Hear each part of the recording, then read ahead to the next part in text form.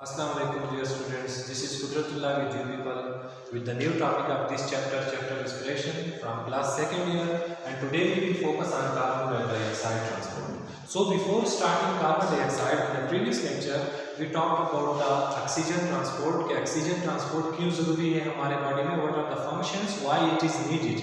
So oxygen is needed for the internal respiration, and due to that internal respiration the splitting of glucose molecule occur which results into the ATP's production, and that ATP are utilized by the various activities in the body, right? So now we are going to talk about the carbon dioxide transport. This table was also mentioned in the previous lecture कि हमारे पास oxygen expire, अगर हम inspire कर रहे हैं oxygen को, तो inspiration के केस में हमारे पास ऑक्सीजन जो होगा that is 160 millimetre of mercury, while then in alveoli it's about 100 millimeter, and then in the arteriole it's 95, and then in venous and expire is about 112. And as I told you in the previous lecture that how this alveoli this 100 results into 95, as I mentioned here in a lecture. So today we will focus on the carbon dioxide transport, that how carbon dioxide is transported, why we need the transport, why we need the expiration of this carbon dioxide from the body, right? So inspiration के case में जो air हम inspire करते हैं तो उसमें carbon dioxide की quantity हमारे पास 0.03 मिलीमीटर ऑफ मर्क्यूरी होती है। जब एल्वेओलाई में पहुंचता है तो एल्वेओलाई में इसकी कंसंट्रेशन हमारे पास 40 मिलीमीटर ऑफ मर्क्यूरी, और उसके साथ आर्टेरियल ब्लड में भी 40 millimetre of mercury, then in a venous blood that's about 46 millimetre of mercury, और वो जो हम एक्सहेल करते हैं that is 32 millimetre of mercury. So here is a very important question that this is 0.03 or here is a very huge ratio. यहाँ पर ratio बहुत ज़्यादा है. So how it is get? How we get this? So this is occurred by means of a simple diffusion, as I also mentioned in the previous lecture, right? Simple diffusion के through ये होता है. Diffusion में क्या होता है? The movement of molecule from higher concentration to the lower concentration. यहाँ तक क्लियर हो गया? तो अभी हम इसका डिटेल पढ़ते हैं. तो एज अ प्रीवियस लेक्चर मैंने आप लोगों को उस लेक्चर में भी बताया था कि ऑक्सीजन और कार्बन डाइऑक्साइड के ट्रांसपोर्ट के लिए हमारे बॉडी में एक प्रोटीन पाया जाता है that is named as haemoglobin, right? उस प्रोटीन को हम नाम देते हैं हीमोग्लोबिन, और ये हीमोग्लोबिन इसके 3 टाइप्स मैंने आप लोगों को बताए थे, HbA, HbA2 and HbF. So we are talking about HbA. HbA में हमारे पास क्या है? It contain 2 alpha chain, right? As I also mentioned in the previous, and 2 beta chain. Alpha chain में 141 अमीनो एसिड होते हैं, so multiply by 2. Beta chain में 146 amino acid होते हैं, so multiply by 2, right? So a single hemoglobin have the affinity for the transport of a 4 oxygen molecule. लेकिन यहाँ पर हम कार्बन डाइऑक्साइड का डिटेल पढ़ेंगे. ये हमने प्रीवियस लेक्चर में ऑक्सीजन के हवाले से हमने ये प्रीवियस लेक्चर में डिटेल के साथ एक्सप्लेन किया था, राइट? तो अभी हम कार्बन डाइऑक्साइड को पढ़ेंगे. तो यहाँ पर कार्बन डाइऑक्साइड को स्टार्ट करने से पहले मैंने आप लोगों को यहाँ पर एक्सप्लेन किया है, बताया है कि हमारे पास वेनस ब्लड में इसकी रेशियो कितनी होती है? 46 millimetre of mercury partial pressure इसकी, और आर्टेरियल ब्लड में इसकी पार्शियल प्रेशर कितनी होती है? 40 millimetre of mercury. So let's suppose this is the arterial blood, right? ये आर्टेरियल ब्लड है. तो यहाँ पर कार्बन डाइऑक्साइड की रेशियो कितनी होगी? ये हमारे पास 40 मिलीमीटर ऑफ मर्क्यूरी होगी, और यहाँ पर this is the venous blood, here the partial pressure of carbon dioxide is 46 millimetre of mercury, right? लेकिन अगर हम इसको एक्सप्लेन कर ले, we are talking about the 100 ml of blood. So in 100 ml of blood यहाँ पर arterial blood में हमारे पास कार्बन डाइऑक्साइड की जो क्वांटिटी होगी दैट विल बी 48 ml पर 100 ml ऑफ ब्लड, ठीक है? या 100 ml को हम DLP कहते हैं, ठीक है? डेसीलीटर, ठीक है? और यहाँ पर हमारे पास कितना होगा? दैट इज 52 ml पर DL. सिंपल, आप 100 ml की जगह DL लिखेंगे. यहाँ तक क्लियर हो गया? So here we about 52 minus 48। Arterial में कितना है 48 है और वेनस में 42 है, so we have 4 ml difference.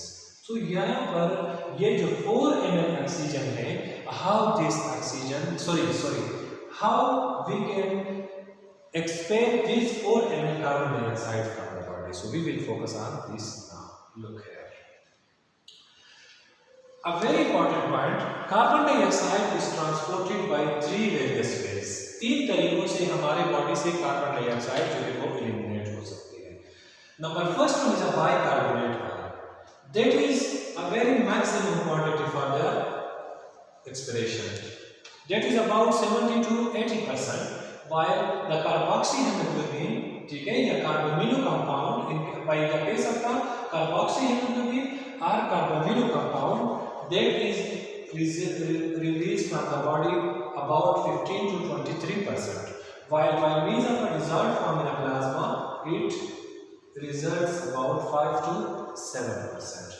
So we will focus on this now. Let me explain it here. हमारे पास यहाँ पर मैंने बताया है आप लोगों को कि आर्टेरियल वेनस ब्लड में इसकी कंसंट्रेशन 46 है और 52 ml कार्बन डाइऑक्साइड होती है। यहाँ पर 40 और 48 ml कार्बन डाइऑक्साइड होती है। As we know that this carbon dioxide production is very much important for our body. क्यों? आप लोगों को प्रीवियस लेक्चर में मैंने ये बताया था कि ऑक्सीजन हमारे लिए जरूरी है इंटरनल रेस्पिरेशन के लिए।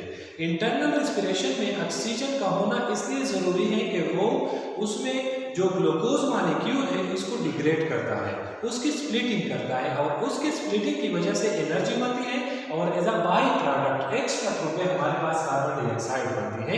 But this carbon dioxide is produced over here in tissues, ये बॉडी टिश्यूज में होती है। So let's suppose here we have a 4 ml of, we can say these are the carbon dioxide unit. Carbon dioxide यहाँ पर हमारे पास body tissue में बन गए। अभी ये कार्बन डाइऑक्साइड क्या है? ये कार्बन डाइऑक्साइड हमने बॉडी से एलिमिनेट करने हैं। व्हाई? आप लोगों को कल मैंने ये बताया कि this carbon dioxide we have to be eliminate from the body. Why? Because this is a highly toxic gas and it can reduce our pH, ये बॉडी के pH को डिक्रीज कर सकते हैं, रिड्यूस कर सकते हैं। And whenever the body pH is reduced, our body is acidic. हमारी बॉडी, हमारा ब्लड में क्या होगा? एसिडिक होगा। तो इसलिए हमने इस कार्बन डाइऑक्साइड को बॉडी से निकालना होगा। तो यहाँ पर let's suppose this is the body tissue and this is a blood cell. Look here, this body tissue release carbon dioxide. अभी ये बॉडी टिश्यू से ब्लड सेल में किस तरह आएगी? This blood cell contain 2 types. The first one is the plasma, ठीक है, which is containing the fluid structure, while this is the RBC, red blood corpuscle. And we know that this RBC contain hemoglobin. कल मैंने आप लोगों को बताया था कि hemoglobin is present in red blood cell. Why? Because this hemoglobin is toxic. If this is present in our plasma, अगर ये हमारे प्लाज्मा में होती, then it will move toward the kidneys. ये kidneys की तरफ मूव करेगा, and there it will result into the degradation of the nephron. तब ये nephron की degradation को करेगा. That may also leads to chronic kidney disorders. Right? यहाँ तक क्या है? हमारे पास let's suppose this is hemoglobin. ये हेमोग्लोबिन है, ये इसके अंदर है। हेमोग्लोबिन के साथ साथ हीम चेन भी मौजूद होता है, सॉरी ग्लोबिन चेन भी मौजूद होता है। तो सबसे पहले ये यहाँ से जो कार्बन डाइऑक्साइड मॉलिक्यूल है ये easily bye means of diffusion, यहाँ पर कार्बन डाइऑक्साइड की कंसंट्रेशन कम है, बॉडी में कार्बन डाइऑक्साइड की कंसंट्रेशन ज्यादा है। क्यों? Because this is the deoxy blood, ये डीऑक्सी ब्लड को कैरी कर रहा है। लेट्स सपोज यार 52 है, 52 ml है, 4 ml हमारे बॉडी में एक्स्ट्रा कार्बन डाइऑक्साइड है, राइट? ये 4 ml कार्बन डाइऑक्साइड है। तो ये कार्बन डाइऑक्साइड सबसे पहले ये प्लाज्मा में आएगा, समझ आ रही है? प्लाज्मा में ये कार्बन डाइऑक्साइड आएगा, प्लाज्मा में आ गया carbon dioxide, right? Carbon dioxide plasma में इंटर हो गया। तो उसके बाद ये कार्बन डाइऑक्साइड फिर सीधा आके कहां पर हमारे पास ये आएगा into the red blood cells, carbon dioxide red blood cell में आएगा। समझ आ रही है? कार्बन डाइऑक्साइड पेनिट्रेट हो गया, क्यों रेड ब्लड सेल में पेनिट्रेट हो गया, क्यों सेल में पेनिट्रेट हो गया? Because carbon dioxide is highly soluble gas as compare to the oxygen. Carbon dioxide is almost 25 times more soluble than the oxygen, so that's why it will penetrate ये अंदर आ गया। So यहाँ पर previous lecture में भी हमने ये explain किया था that here is a very fastest, very heavy enzyme, and this heavy enzyme is named as a carbonic anhydrase, right? इस एंजाइम को हम नाम देते हैं कार्बनिक anhydrase, and this is the fastest enzyme. ठीक है, एंजाइम में सबसे फास्टेस्ट एंजाइम जो है दैट इज द कार्बनिक एनहाइड्रेस। तो यहाँ पर ये कार्बन डाइऑक्साइड के साथ क्या करेगा? आप लोगों को पता है कि every cell contain more than 70% of water, तो इसमें वाटर फ्रीली अवेलेबल है, वाटर अवेलेबल है। इसके साथ साथ ये क्या करेगा? कार्बन डाइऑक्साइड का रिएक्शन करेगा। कार्बन डाइऑक्साइड और वाटर ये आपस में मिलेंगे और इसकी कंपोजिशन की वजह से, इसकी एग्रीगेशन की वजह से क्या बनेगा? H2CO3 बनेगा, एंड दिस H2CO3 मींस कार्बनिक एसिड। ये कार्बनिक एसिड को बनाएगा, as we know that this is acid and it may also reduce our blood pH। तो तब क्या होगा? This is extremely unstable। ये क्या है? This carbonic acid, this is unstable। ये unstable है। कार्बनिक एसिड हमारे पास क्या है? अनस्टेबल है, और इसको स्टेबिलिटी में ले आने के लिए क्या होगा? हमारे पास ये कार्बनिक एसिड जो है ये दोबारा डिसोसिएटेड होगा, इसी रेड ब्लड सेल में ये दोबारा डिसोसिएटेड होगा, और क्या बनेगा? HCO3 plus proton. HCO3 means bicarbonate ion बनाएगा प्लस प्रोटॉन बनाएगा, ऑक्सीजन बनाएगा, सॉरी हाइड्रोजन बनाएगा। क्लियर नहीं हो रहा है यहाँ पर पॉइंट? मैंने आप लोगों को यहाँ पर ये बताया कि हमारे पास रेड ब्लड सेल में 70% वाटर होती है। इस वाटर के साथ कार्बन डाइऑक्साइड क्या करेगा? रिएक्शन करेगा इन the presence of this naughty enzyme. ठीक है, इस नॉटी एंजाइम की वजह से इसमें रिएक्शन हो गई, जिसको हम नाम देते हैं कार्बनिक एसिड, एंड कार्बनिक acid is unstable, so that's why इसको स्टेबल करने के लिए क्या करेगा? ये अपने आप को डिसोसिएट करेगा, आयनाइजेशन होगी। सो आयनाइजेशन में इसका एक साइड बनेगा HCO3 मींस बाइकार्बोनेट आयन, और दूसरा साइड बनेगा इसका proton, hydrogen. But here is a very important concept.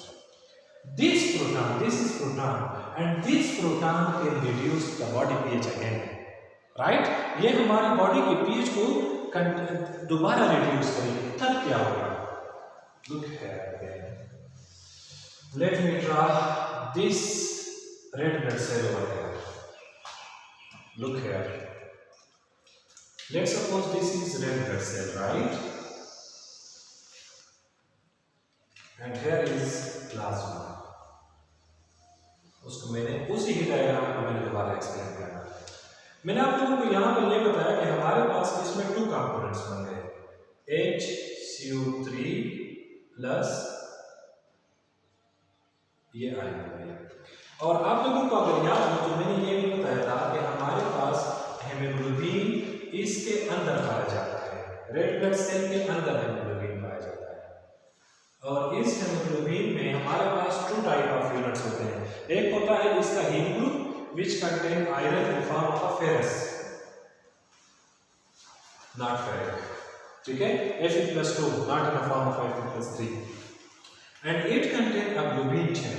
ठीक है, तो अभी इस हाइड्रोजन जो है यहाँ पर अगर ये हमारी बॉडी में रहेगी तो it will leads to the toxicity, ये टॉक्सिसिटी क्रिएट करेगा। तो इस टॉक्सिसिटी को खत्म करने के लिए अल्लाह जल्ला शानो ने हेमोग्लोबिन बनाया। So let me briefly we have to discuss about the function of haemoglobin. Haemoglobin के हमारे पास 2 मेन फंक्शन हो गए। Number first the very primary oxygen transport, the second is the carbon dioxide transport. लेकिन इसका जो third function है that is the very very important function. This haemoglobin molecule can work as a buffer ion. ये क्या है? ये buffer ion है। और बफर का मतलब ये है कि the equality, the maintenance of acidity and alkaline medium, basicity और एसिडिटी को मेंटेन करने को बफर कहते हैं। तो इस हीमोग्लोबिन के अंदर कुछ अमीनो एसिड्स होते हैं, ठीक है, और उस अमीनो एसिड वो actually negative charge amino acid होते हैं, कुछ नेगेटिव चार्ज अमीनो एसिड। हमारे पास अमीनो एसिड को अगर हम देख लें, we have 20 or 22 standard amino acids, and these 20 or 22 standard amino acids are divided in 3 groups: neutral amino acids, positive charge amino acid, and negative charge amino acid. So here the negative charge amino acids are present, and these negative charge amino acids are named as a histidine. Right? We have histidine amino acid. So this histidine amino acid is actually negative charge. So it will collapse this positive charge molecule. Clear है? मतलब ये है कि हमारे पास haemoglobin में एक amino acid पाया जाता है जो कि नेगेटिव चार्ज अमीनो एसिड है, उसको हम नाम देते हैं हिस्टिडीन। और इस हिस्टिडीन अमीनो एसिड की वजह से क्या होगा, यहाँ पर जो हमारे पास जो प्रोटॉन बना है, जो हाइड्रोजन बना है, वो इसको कोलैप्स करेगा। क्यों कोलैप्स करेगा? मैंने यहाँ पर आप लोगों को बताया कि this haemoglobin can also serve as a buffer है। तो हमारे पास क्या होगा, इस हीमोग्लोबिन में हमारे पास क्या मौजूद है, let suppose Hb, 4 oxygen molecule हमारे पास इसमें मौजूद है, 4, ठीक है। इसके साथ अगर हम क्या कर लें, इस हाइड्रोजन को ऐड कर लें, तो हमारे पास क्या आएगा, Hb haemoglobinic acid plus 4 oxygen molecule वो रिलीज होंगे। This is a very important concept over here. We will talk about it, why this haemoglobinic acid and why this oxygen molecule are produced, right. इसको भी थोड़ा सा resume कर लें कि हमारे पास सबसे पहले हमें ये पता होना चाहिए, दोबारा मैं एक्सप्लेन करता हूँ कि यहाँ पर ये पॉजिटिव चार्ज अमीनो एसिड बन गया। इस पॉजिटिव चार्ज अमीनो एसिड की वजह से फिर टॉक्सिसिटी इंक्रीज होगी। तो इस टॉक्सिसिटी को खत्म करने के लिए अल्लाह जल्ल शानहू ने हिस्टिडीन अमीनो एसिड को बनाया है, जो कि इसको कोलैप्स करेगा और इसकी कोलैप्सिंग की वजह से ये बफर होगा, इसका ब्लड पीएच रिड्यूस नहीं होगा। क्यों? अगर ब्लड पीएच रिड्यूस हो जाए तो ये क्या होगा, it will leads to toxicity. यहाँ तक क्लियर हो गया?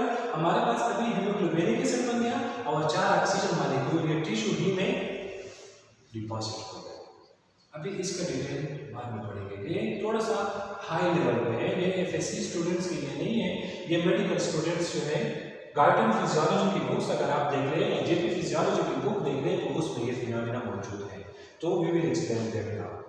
अच्छा, यहाँ पर हमारे बॉडी में ये इक्विलिब्रियम तो हो गई। अभी ये जो बाइकार्बोनेट आयन है, इसने रेड ब्लड सेल से निकलना होगा। क्यों? क्योंकि ये मजीद फिर एलिमिनेशन करेगा। तो बाइकार्बोनेट आयन जब रेड ब्लड सेल से निकलेगा तो उसके लिए एक स्पेसिफिक कैविटी होगी, स्पेसिफिक ओपनिंग होगी। Let's suppose this is the opening, ठीक है। तो this opening is named as the band 3 protein. ये प्रोटीन कंटेनिंग चैनल है and this is named as a band 3 protein. उसको हम क्या नाम देते हैं, बेंट 3 प्रोटीन। तो इस बेंट 3 प्रोटीन की वजह से ये जो बाइकार्बोनेट आयन है, ये इस रेड ब्लड सेल से निकल के ब्लड सेल के प्लाज्मा तक पहुंच गया। समझ आ रही है? और as we know that plasma, यहाँ रेड ब्लड सेल के अंदर पोटेशियम आयन मौजूद है और प्लाज्मा में maximum amount of chloride ion भी मौजूद है। तो जैसे ही ये निकलेगा कंटिन्यूसली, अगर ये प्रोसेस शुरू हो गई कि हमारे पास बाइकार्बोनेट आयन यहाँ पे प्रोडक्शन हो रही है, वो कंटिन्यूसली रिजल्ट मतलब डिक्रीज हो रही है, बाहर निकल रही है, तो यहाँ रेड ब्लड सेल के अंदर क्या होगा, नेगेटिव चार्ज की कमी आएगी, पॉजिटिव चार्ज की कंसंट्रेशन दोबारा ज्यादा होगा और उसकी वजह से दोबारा फिर पीएच रिड्यूस हो सकता है। तो इसके लिए क्या फिनोमेना है, nature have created chlorine. Chloride ion.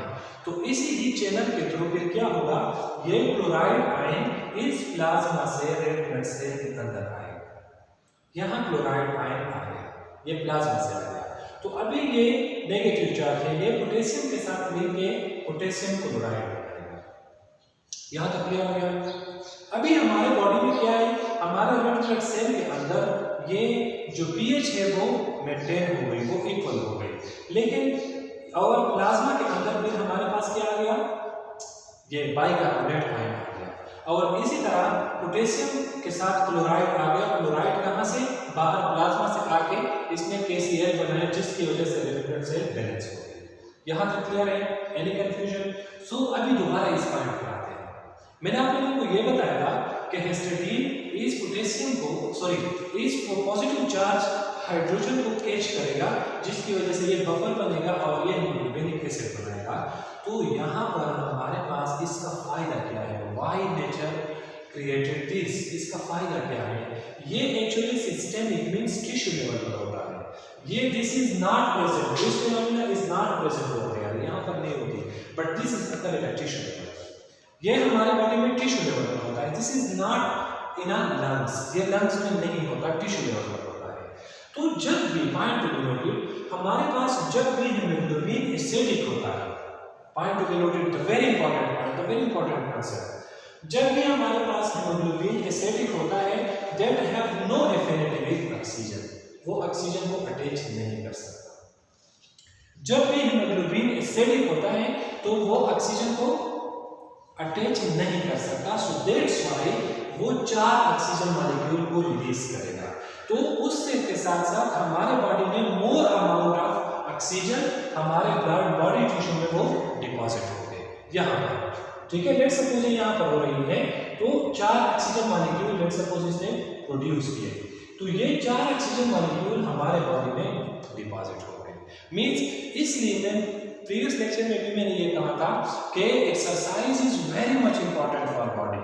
मैंने आप लोगों को ये बताया था कि इन नॉन एक्टिव या इनएक्टिव टिश्यूज हमारे बॉडी में 14.4 ml ऑक्सीजन जो है ना वो हम लॉस कर रहे हैं। लेकिन अगर हम क्या कर रहे हैं, एक्टिव टिश्यूज हैं हमारे, ठीक है, एक्टिव टिश्यूज हैं, मतलब हम एक्सरसाइज कर रहे हैं, तो 14 की जगह हम 4.4 ml ऑक्सीजन को डिग्रेड कर रहे हैं, मतलब एक्सपायर हो रही है। यहाँ तक क्लियर हो गया। तो इसका काम क्या हो गया कि इसने 4 ऑक्सीजन मॉलिक्यूल को बॉडी के अंदर डिपॉजिट किए, and this process by which the maximum amount of oxygen molecule is deposited utilised in my body tissues, in my body activities is named as a Bohr cycle. उसको हम नाम देते हैं Bohr cycle. ये FSC level से थोड़ा सा आगे लेवल पर है, लेकिन this is very much important for you people to know about this, ठीक है। आप लोगों को इसके मुताबिक अभी से पता होना चाहिए, इसके मुताबिक how this haemoglobinic acid is important for the individual. So it deposit 4 extra oxygen molecule, and that phenomena by which the maximum capacity of oxygen is deposited in the body is named as a Bohr cycle। यहाँ तक clear हो गया। अभी हमारे पास क्या होगा, इसके अंदर ये बाइकार्बोनेट आयन जैसे ही बाहर आएगा, यहाँ पर पॉजिटिव चार्ज पोटेशियम सोडियम मौजूद है, ठीक है। यहाँ पर सोडियम मौजूद है, तो ये क्या करेगा, सोडियम बाइकार्बोनेट बनाएगा, राइट। ये सोडियम बाइकार्बोनेट बनाएगा। यहाँ तक क्लियर हो गया। तो मेजॉरिटी 90% ऑफ, या sorry we can say 70 to 80% of carbon dioxide is transported by bicarbonate ion. This is a bicarbonate ion. अभी हम इसको एक्सप्लेन करेंगे कि कैसे ये बाइकार्बोनेट आयन यहाँ तक एल्यूलाई में आके इससे कार्बन डाइऑक्साइड रिमूव होती है, यहाँ पर इसको छोड़े। उसके बाद जो हमारा सेकंड पॉइंट था, that is the carboxy haemoglobin. Carboxy haemoglobin क्या होता है? अभी we are talking about the carboxy haemoglobin, so let me explain it to here. Let's look here, we are going to talk about the carboxy haemoglobin, okay. इससे पहले हमने bicarbonate ion को detail के साथ एक्सप्लेन किया कि bicarbonate ion का काम क्या है।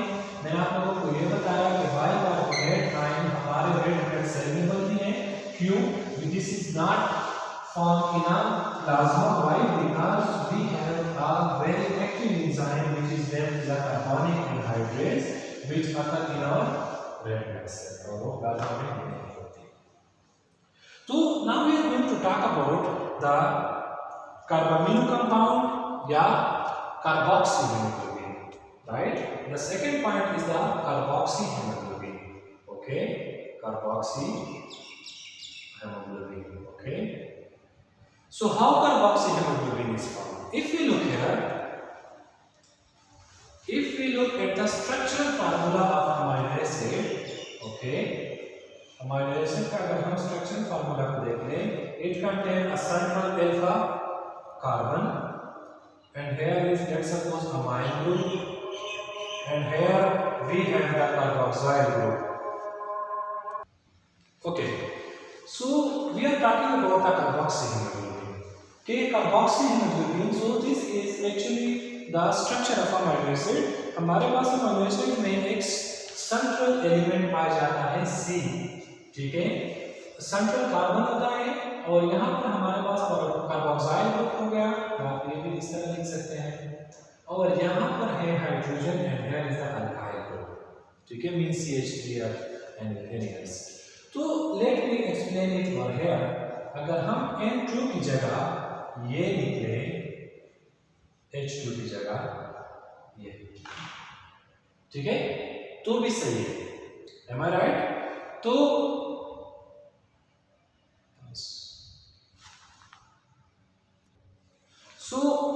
यहाँ पर हमारे पास जो कार्बन डाइऑक्साइड है, इस अमाइन ग्रुप के हाइड्रोजन के साथ ये कार्बन डाइऑक्साइड अटैच होगा, such like we can say COO। So इस कंडीशन को हम नाम देते हैं कार्बोक्सीहेमोग्लोबिन, यानी ऑक्सीजन हेमोग्लोबिन के ग्लोबिन रेंज में, ग्लोबिन में जो टर्मिनल अमाइनो एसिड है, टर्मिनल अमाइनो एसिड के अमाइन ग्रुप के साथ कार्बन डाइऑक्साइड अटैच होगा, and the carbon dioxide attach with the haemoglobin is named as a carboxyhaemoglobin या कार्बामिनो हेमोग्लोबिन, ठीक है, इसको हम कार्बोक्सीहेमोग्लोबिन कहते हैं। तो कार्बोक्सीहेमोग्लोबिन के थ्रू भी ऑक्सीजन जो है कार्बन डाइऑक्साइड में वो एलिमिनेट हो सकती है, and the third one is the dissolved form of plasma. Plasma में भी हमारे पास ये डिसॉल्व्ड फॉर्म में एलिमिनेट हो सकती है। क्यों? जैसा आई टोल्ड यू प्रीवियसली कि हमारे पास जो ऑक्सीजन का डिसॉल्विंग स्टेज है वो हमारे पास 25 टाइम्स ग्रेटर है देन ऑक्सीजन। कार्बन डाइऑक्साइड का जो मतलब सॉल्युबिलिटी है वो 25% ग्रेटर है देन द ऑक्सीजन, ठीक है। तो अबाउट 3 ml पर 100 ml ऑफ ब्लड वो कार्बन डाइऑक्साइड प्लाज्मा के थ्रू ये बॉडी से एलिमिनेट हो सकती है। तो यहाँ पर दोबारा हम एक्सप्लेन करेंगे, अभी इसका डिटेल को मैं दोबारा यहाँ पर एक्सप्लेन करूँगा कि how this bicarbonate ion is produced, और इसको हम किस तरह शिफ्ट करेंगे प्लाज्मा में या एल्यूलाई में, किस तरह शिफ्ट करेंगे लोग करेंगे। ओके, यहाँ पर अगर मैं इसकी रिव्यू दोबारा एक रिव्यू देता हूँ कि हमारे पास हेमोग्लोबिन मौजूद है, हेमोग्लोबिन का ग्लोबिन रेंज जो है दैट इज हिस्टीडीन, और उसमें नेगेटिव चार्ज अमाइनो एसिड है उसको हिस्टीडीन कहते हैं। तो वाटर मौजूद है इसमें एरिथ्रोसाइट्स में ऑलरेडी, तो एरिथ्रोसाइट्स में जो वाटर है और carbon dioxide in the presence of that noting enzyme which I told you about the carbonic anhydrase enzyme, उसकी वजह से हमारे पास बाइकार्बोनेट आयन बन गया। बाइकार्बोनेट आयन अनस्टेबल है, इसकी स्टेबिलिटी के लिए it have to be dissociated, ये आयन में डिसोसिएट होगा, बाइकार्बोनेट आयन और हाइड्रोजन आयन बनाएगा। बाइकार्बोनेट आयन अभी बाहर एलिमिनेट हो रही है और हाइड्रोजन प्रेजेंट हो गया। हाइड्रोजन यहाँ पर इसके साथ हिस्टीडीन के साथ अटैच होकर बफर हो जाएगा, इसके पीएच को मेंटेन करेगा, और इसी तरह ये जो बाइकार्बोनेट आयन है यहाँ पर कुछ प्रोटीन चैनल्स होते हैं, उस प्रोटीन चैनल को बेंड 3 प्रोटीन का नाम दिया जाता है।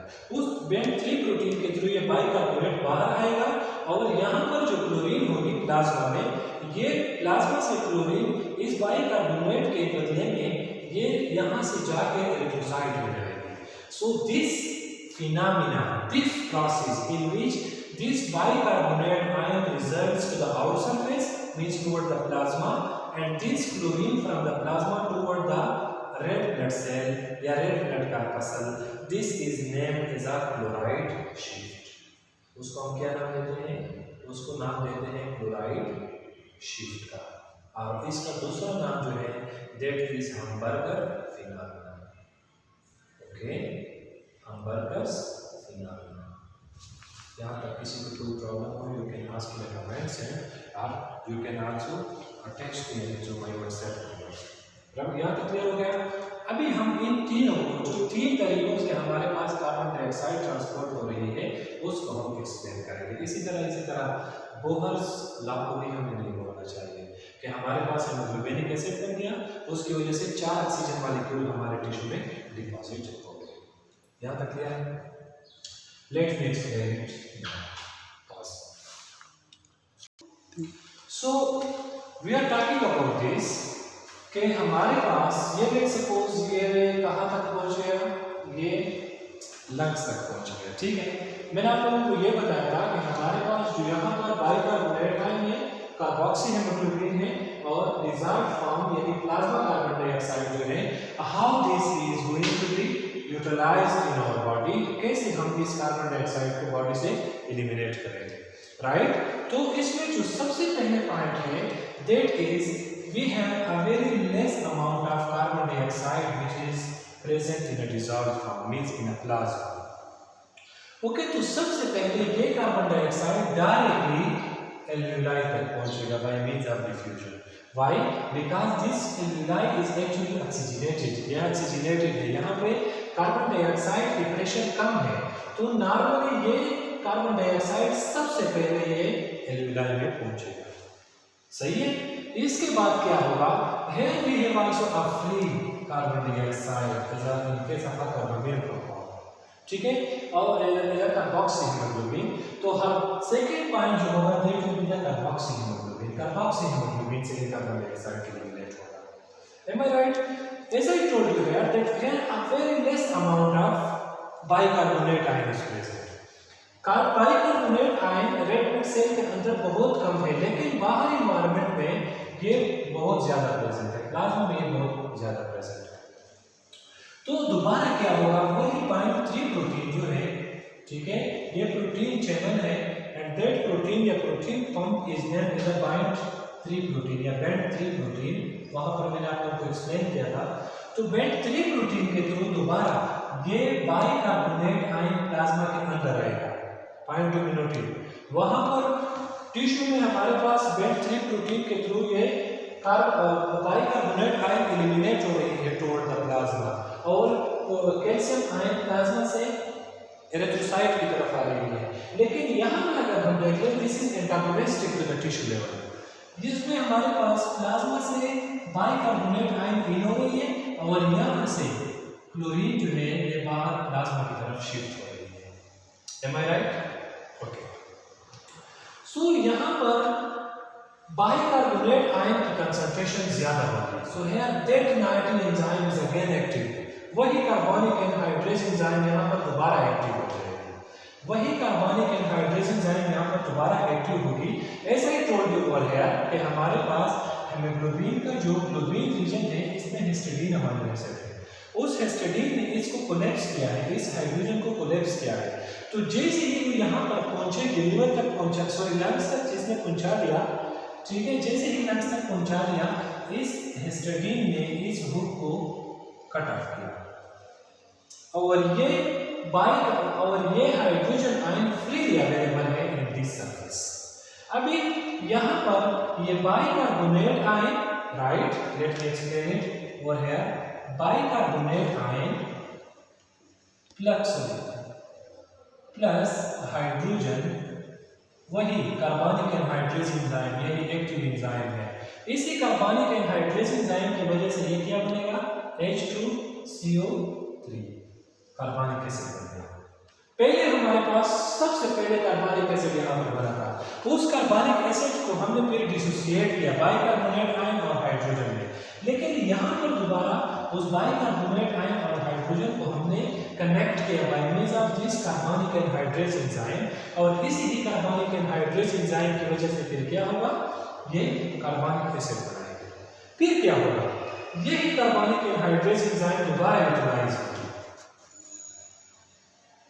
यही कार्बनिक एनहाइड्रेज एंजाइम दोबारा यूटिलाइज हो गई, इसने डिसोसिएशन की किस चीज में, कार्बन डाइऑक्साइड और वाटर में। अभी ये कार्बन डाइऑक्साइड जो यहाँ पर है, it actually means that this carbon dioxide is present over here, ये बाइकार्बोनेट का कार्बन डाइऑक्साइड यहाँ से हमने निकल गया है, ठीक है। ये मैकेनिज्म जो मैंने की, ये इक्वेशन जो हमने यहाँ पर किया, ये एक्चुअली इसका इंटरनल सरफेस का है। तो कार्बन डाइऑक्साइड यहाँ पर आ गया, कार्बन डाइऑक्साइड अब इजीली यहाँ से एलिमिनेट होगा। So here is a very important question. Bohr's law में मैंने आप लोगों को एक्सप्लेन किया था कि टिश्यू लेवल में हीमोग्लोबिन के साथ हाइड्रोजन अटैच होती है, जिसकी वजह से फिर ऑक्सीजन जो है वो अटैच नहीं हो सकते यहाँ पर। और अगर हम अभी इधर देखें, so here we have no any oxygen hydrogen, तो क्या होगा, this haemoglobin this will be free, ये फ्री है, हैप्पी है, दिस इज हैप्पी हीमोग्लोबिन। तो क्या होगा, and this is a four seater haemoglobin, तो दोबारा 4 ऑक्सीजन मॉलिक्यूल को कैरी करके ऑक्सीजन ट्रांसपोर्ट या ऑक्सीजन ट्रांसपोर्ट मैकेनिज्म जो है वो दोबारा स्टार्ट होगा। यहाँ तक clear? Any confusion? If you have any problem regarding carbon dioxide transport और oxygen transport, you can ask in the comments, right? Okay, एक रिव्यू देते हैं दोबारा कार्बन डाइऑक्साइड ट्रांसपोर्ट को। प्रीवियस लेक्चर में हमने पढ़ लिया oxygen transport. So in oxygen transport we have talked about the function of oxygen, why it is necessary, but now we are going to focus on the carbon dioxide. तो carbon dioxide हमारे body में 3 तरीकों से हम eliminate कर रहे हैं carbon dioxide को, bye means of bicarbonate ion, bye means of carboxy haemoglobin and bye means of plasma. तो सबसे पहले हम पढ़ते हैं प्लाज्मा का, क्योंकि उसकी रेशियो कम है। वाई प्लाज्मा के थ्रू किस तरह कार्बन डाइऑक्साइड एलिमिनेट होगी? Carbon dioxide is about 25% soluble, more soluble than oxygen, so that's why it is easily released from the body and about, और नॉर्मली हमने 4 ml ऑक्सीजन को eliminate करना है, तो उस 4 ml में से अबाउट 0.2 ml वो एलिमिनेट होगा बाय मींस ऑफ प्लाज्मा। क्यों? क्योंकि 3 ml पर 100 ml ऑफ ब्लड होगा, ठीक है। तो 3 ml का हम अगर अंदाजा लगाएं तो 0.2 और 0.3 ml results bye means of plasma. और यहाँ पर हमारे पास जो कार्बोक्सी हीमोग्लोबिन होगा, कार्बोक्सी हीमोग्लोबिन ये होगा कि अगर हम हीमोग्लोबिन को देख लें तो it contain 2 parts, heme region and globin region. Heme contain ferrous iron, right, which have the affinity with oxygen, and it contain the globin chain. This globin chain contain a negative charge amino acid that is named as histidine. So this this is not related to that. This is actually hemoglobin containing a heme chain, globin chain. The terminal amino acid contain amine group, and that amine group attached with the hemoglobin with the carbon dioxide, and that carbon dioxide in this situation results into the lungs. ये eliminate हो गया। Third point जो है that is very much important, that is the bicarbonate. हमारे body में haemoglobin पाया जाता है हमारे रेड ब्लड सेल्स में, तो क्या होगा, कार्बन डाइऑक्साइड टिश्यू से डायरेक्टली प्लाज्मा में आएगा। क्यों? क्योंकि this is soluble in nature. वो भी वहां से फिर क्या होगा, वो एरिथ्रोसाइट्स में आएगा। एरिथ्रोसाइट्स में उसके लिए एक नॉटी एंजाइम होती है, that is named as a carbonic anhydrase enzyme. Carbonic anhydrase enzyme वहां पर जो सेल में वाटर होती है उसके साथ कार्बन डाइऑक्साइड की रिएक्शन करके उससे हमारे पास कार्बनिक एसिड बनता है। समझ आ रही है? But this carbonic acid is highly unstable, it must have to be dissociated. So ये कार्बनिक एसिड डिसोसिएट होगा बाइकार्बोनेट आयन और हाइड्रोजन आयन में। फिर क्या होगा, बाइकार्बोनेट आयन और हाइड्रोजन आयन ये दोनों रेड ब्लड सेल के अंदर पाए जाते हैं। तो यहाँ पर रेड ब्लड सेल का जो पीएच होगा वो अ लिटिल बिट डिक्रीज होगी। और आप लोगों को मैंने ये बताया था कि जो हमारा आर्टेरियल ब्लड है, this is a very important objective. Arterial blood. Arterial blood का पीएच मैंने आप लोगों को बताया था 7.4 विच इज अ फिजियोलॉजिकल, लेकिन हम वेनस ब्लड को अगर देख लें तो वेनस ब्लड का पीएच जो होगा दैट इज अबाउट 7.36 या 35, means this is a little bit down, ठीक है, थोड़ा सा कम है। अगर ये मजीद कम हो जाता तो it will leads to the acidaemia, हमारे ब्लड क्या होगा, हमारा ब्लड फिर एसिडिक होगा, ठीक है, जिससे फिर हमारा फिजियोलॉजिकल एक्टिविटीज विल डिस्टर्ब। यहाँ तक क्लियर हो गया। हमारे पास बाइकार्बोनेट आयन हमारा हाइड्रोजन बन गया। इस हाइड्रोजन के लिए अल्लाह जल्ल शान ने यहाँ पर हिस्टडीन अमीनो एसिड बनाया जो उसको कोलैप्स करता है, उसको हेड ओवर करता है।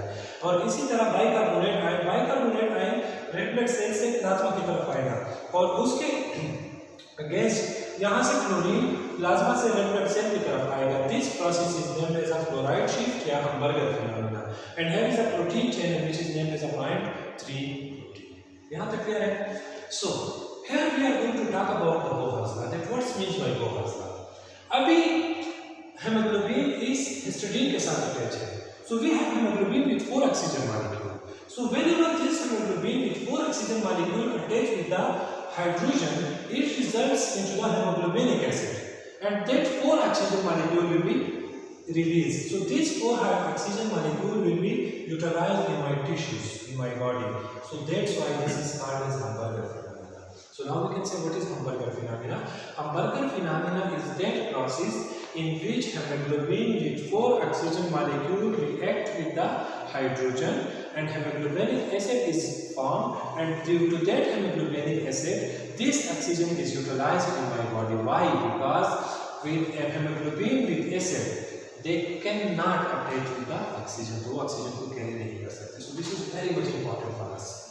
तो जितना भी हमारे बॉडी में ऑक्सीजन होगा उतना ही हमारा रेस्पिरेशन तेज होगा, जितना रेस्पिरेशन तेज होगा स्प्लिटिंग ग्लूकोज की होगी, स्प्लिटिंग ग्लूकोज की होगी एनर्जी रिलीज होगी। यहाँ तक क्लियर हो गया। अभी हम इस प्रोसेस को कैरी करते हैं टुवर्ड द लंग्स।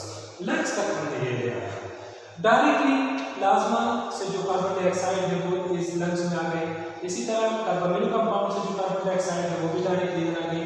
अगर मसला है तो वो बाइकार्बोनेट आयन का, बाइकार्बोनेट आयन इसमें मौजूद है।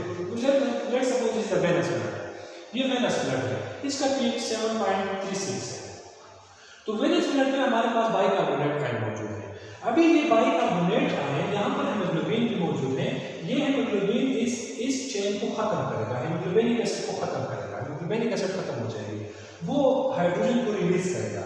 तो बाइकार्बोनेट आयन और oxygen in the presence of that noting carbonic and hydrogen ion क्या बनाएंगे, हेमोग्लोबिनिक एसिड बनाएंगे, ठीक है। और ये हेमोग्लोबिनिक एसिड दोबारा डिवाइड होगा, सॉरी डिसोसिएट होगा by means of that again enzyme into carbon dioxide and water, ठीक है। कार्बन डाइऑक्साइड दोबारा प्लाज्मा में सॉरी एल्यूलाई में आएगा, शिफ्ट होगा, वाटर रहेगी and this process is named as a Haldane's effect. इसको हम क्या नाम देते हैं, हाल्डेन्स इफेक्ट। और Haldane's effect is very much necessary for individual. क्यों? क्योंकि हाल्डेन्स इफेक्ट ये है कि उसने इसकी एसिडिटी को खत्म की, कार्बन हेमोग्लोबिन की एसिडिटी को खत्म की, तो जैसे ही हेमोग्लोबिन की एसिडिटी खत्म हो जाएगी ये हेमोग्लोबिन दोबारा एक्टिव होगा ताकि वो 4 ऑक्सीजन मॉलिक्यूल को दोबारा कैरी कर ले। तो 4 ऑक्सीजन मॉलिक्यूल दोबारा एल्यूलाई से कैरी करेगा and move toward the tissue. So this is all about the carbon dioxide and oxygen transport। किसी को भी कोई प्रॉब्लम हो you can ask through comments and through my WhatsApp number। Thank you very much, enjoy lectures। Allah Hafiz।